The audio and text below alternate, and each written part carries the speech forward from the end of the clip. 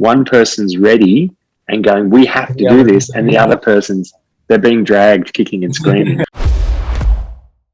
Sometimes you can meet people that are really tech savvy, and then other people great on the tools, not so much with tech, they struggle with email. So, in choosing software to the company, where do you sit in upskilling those people or dumbing down the software solution? How do you grade, the capacity of the company that you're putting it into when you're choosing software? Is that an important factor in part of your considerations? Huge. It's a loaded question, by the way. It's a huge consideration.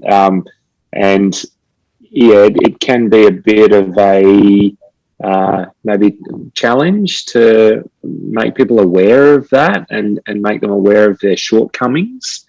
But again, it's just part of that education process. With Scott mentioned before, we do a scoping session with all of our clients to learn about their business and what they do, but it's also a chance to start to educate people about technology, about devices in general, mobile devices, Apple versus Android, and what the cloud does, and why you have to have cloud-based accounting. We get less of those questions these days, but it's all part of that education to make sure that there is a foundation of knowledge in place before they progress into an actual implementation.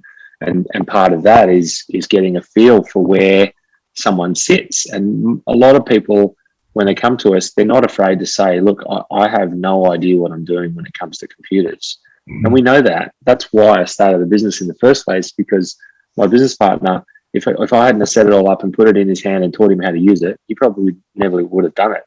So I know that whole education and hand-holding to get people comfortable with the technology is a huge part of it. And those businesses that come to us that are already using something are definitely a bit of a step ahead.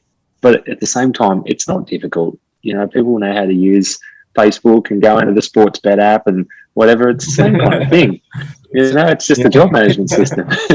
There's a bit more to it than that, obviously, but it's not as hard as people expect. The biggest hurdle is a lot of the times in here, and people.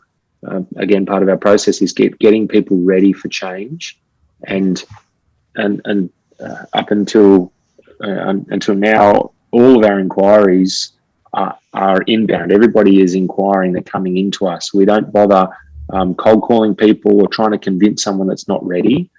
They have to be ready for change. They have to be in the right mindset to say, okay, I know there's a better way to run my business. I know I'm feeling lots of pain from the way I'm doing it. I'm ready to change. And until someone is at that, absolutely. Until they're at that point, it can be a real challenge. So with some of the challenging projects we've done over the years, it's been where there's been conflicting people within the business. One person's ready and going, we have to do this, and the other person's, they're being dragged kicking and screaming. I still eat and chalk. Yeah, absolutely. So we've seen plenty of those over the years.